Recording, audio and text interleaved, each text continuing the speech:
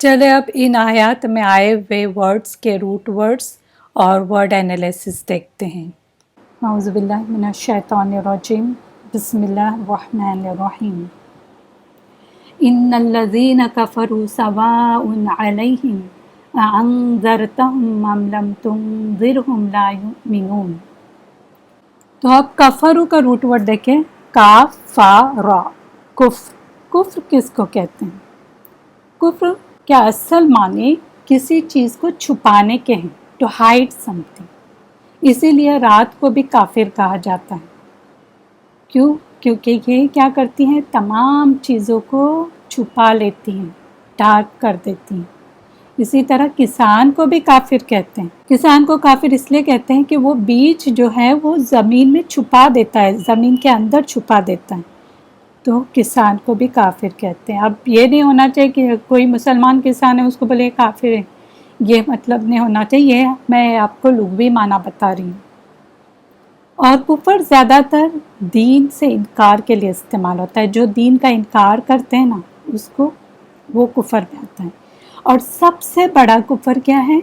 अल्लाह ताला की वहदानियत, अल्लाह एक है, अल्लाह की वहदानियत और उसके अंबिया जो है, रसूल जो हैं, उससे उनकी लाई हुई शरीयत से इनकार करते हैं, उसको कहते हैं काफिर।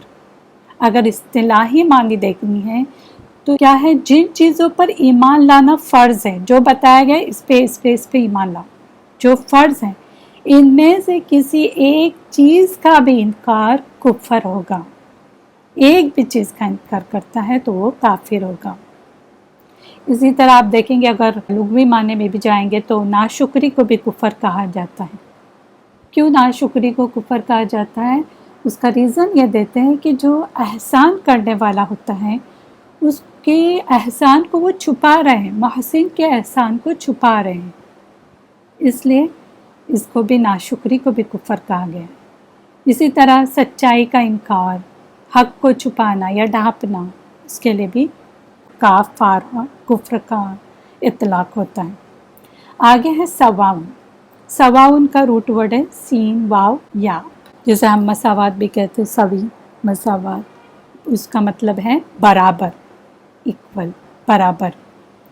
फिर अअन्ज़रतहुम, यहाँ पर हमज़ा जो आई हुई है उसका भी मतलब है। जैसे अल्फ़ाबेट्स होते हैं कुछ अरबी में, उनके मतलब होते हैं, तो यहाँ पर अलिफ जो हमज़ा जो आई हुई है उसका भी मतलब है। ये हमज़तुल इस्तिफ़हाम कहते हैं, क्वेश्चन के लिए आता है, क्या वगैरह जो होता है ना, उसके लिए आता है। लेकिन यहाँ जो ये हमज़ा आया हुआ है वो क्या के लिए नहीं आया हुआ है, बल्कि तस्वियतन के लिए आया हुआ है। तस्वियतन क्या होता है? दो चीज़ों को बराबरी करके बताना, बराबर बताना, तो उसके लिए आया हुआ है ये। हमज़ा का असल तर्जुमा क्या है, लेकिन अगर इसके बाद ही, अब देखिए ये आप अपने टेक्स्ट पे देखिए, सवाउन, उसके बाद अलैहिम अनज़रतहुम, अम आ गया, अ के बाद अनज़रतहुम और फिर अम आ गया। तो जब एक ही आयत के अंदर आप देखिए कि अ के बाद अम आ गया, इसलिए इसका जो तर्जुमा अक्सर किया जाता है वो ख्वा किया जाता है, ख्वा। इसके बाद फिर से अनज़रत, ये तो माजी का सीगा हमने देखे। अम का मतलब भी ख्वाब भी आएगा, या भी आएगा, क्या भी आएगा। फिर इंजार जो होता है, नून जाल रॉ जो रूट वर्ड है, इंजार का मतलब क्या होता है? डराना, ऐसी खबर देना जिसमें खौफ हो, ऐसा डराना जो शफ़क़त और रहमत की बिना पर हो, बुरे अंजाम से बचने की तलकीन। जैसे माँ डराती है ना कि मीठा नहीं खाओ दांत खराब हो जाएंगे, या कहती है कि पढ़ाई करो वरना फेल हो जाओगे। तो ये जो डरावा होता है वो क्या होता है? एक शफ़क़त, एक रहमत होती है उसके अंदर। ये पुलिस जैसे डराते वो डरावा नहीं होता है, बल्कि उसकी खैर ख्वाही के लिए डरावा होता है। तो वही नून दाल रा रूट वर्ड याद रखिए, ये धमकी वगैरह के लिए नहीं आता है, इसमें फ़र्क है। फिर ला युमिनून, हमज़ा मीम नून, अमन युमिनून का रूट वर्ड, वो ईमान नहीं लाएंगे, ला युमिनून, ये हमारा हो चुका है, इसलिए ज़्यादा नहीं जाएंगे डिटेल में। پھر ختم، یہ نیا آ گیا آپ کے لیے، ویسے اردو میں بھی استعمال ہوتا ہے، خوا تا میم۔ ختم کا مطلب ہوتا ہے اس نے مہر لگا دی، سیل کر دیا۔ ختم کے اصلی معنی کسی چیز کو اس طرح بند کرنے کے کہ نہ کوئی چیز اندر داخل ہو سکے اور نہ کوئی چیز باہر نکل سکے۔ جیسے آپ نے دیکھا ہوگا سیل مارتے ہیں نا کوئی بھی انویلپ پہ یا کسی بوتل میں سیل کر دیتے، وہ کیا ہوتا ہے، باہر کی چیز اندر نہیں جاتی اور اندر کی چیز باہر نہیں آ سکتی جب تک وہ سیل کھولا نہیں جائے، تو اس چیز کو کہتے ہیں ختم، یعنی وہ سیل کرنا، مہر لگا دینا۔ پھر آگے کی یہ جو آیت آئی ہوئی، ختم اللہ علی قلوبہم وعلی سمعہم وعلی ابصارہم غشاوہ ولہم عذاب عظیم۔ تو یہاں پر دیکھیں ختمہ کا ہم دیکھ چکے، قلوب، قلوب کیا ہے، قاف لام بے یا قاف لام با عربی میں کہتے ہیں، اس کا روٹ ورڈ ہے، تو قلب کی جمع ہے، اس کا مطلب ہوتا ہے الٹ پلٹ کرنا، یعنی الٹ پلٹ کرتے ہیں نا، الٹا پلٹا کرتے ہیں، اس کو کہتے ہیں۔ قلوب جو ہے اس کا مطلب ہے بہت سارے دل، قلب ایک دل۔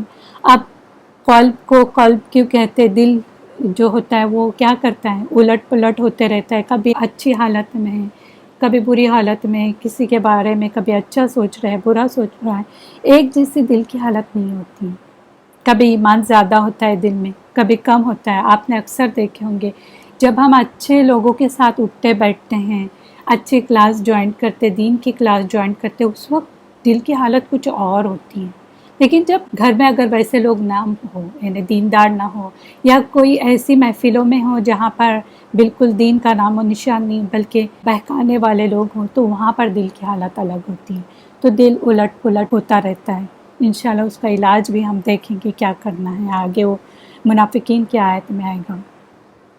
پھر سمع، سمع کیا ہے، سین میم عین، اس کا روٹ ورڈ ہے، اس کا مطلب ہے قوت سمع، یعنی سماعت، سننے کی طاقت جو ہوتی ہے اس کو بھی کہتے ہیں، کان کو بھی کہتے ہیں، اس کے روٹ ورڈ میں اب جائیں گے تو۔ اس کے بعد ابصارہم، با صاد را، بصر، اس کا مطلب یہ ہوتا ہے ان کی بینائی جو ہوتی ہے اس کو بھی کہتے ہیں اور آنکھوں کو بھی کہتے ہیں۔ جب کہتے ہیں نا بصارت، بصارت کیا ہوتی ہے، دل کی بینائی، لیکن نظر کیا ہوتی ہے، آنکھوں کی بینائی ہوتی ہے۔ بہرحال بصر جو ہے وہ آنکھوں کے لیے بھی آتا ہے اور بینائی کے لیے بھی آتا ہے، ویژن جو ہوتا ہے نا اس کے لیے بھی آتا ہے۔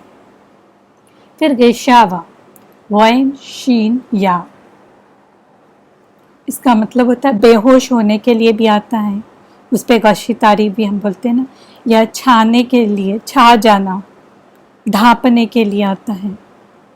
غشاوہ ایکچول میں کس کو کہتے ہیں، وہ پردہ جس سے کوئی چیز ڈھانپ دی جائے، ایسے پردے کو کہتے ہیں غشاوہ۔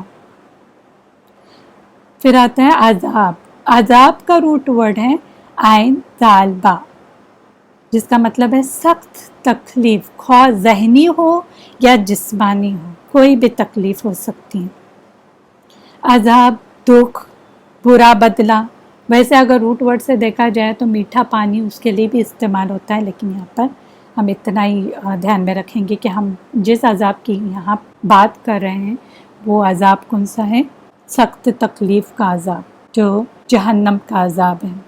عظیم، عظیم اس کا روٹ ورڈ کیا ہے، عین ذا میم، اعظم۔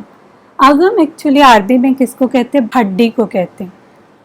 آپ کی جو سب سے بڑی ہڈی جو ہوتی ہے وہ کون سی ہے، وہ ہوتی ہے آپ کے تھائی کی ہڈی، جس کی وجہ سے عرب بڑی چیز کو عظیم کہتے ہیں، اعظم، اعظم سے ہیں، آپ کبھی بھولیں گے نہیں انشاءاللہ۔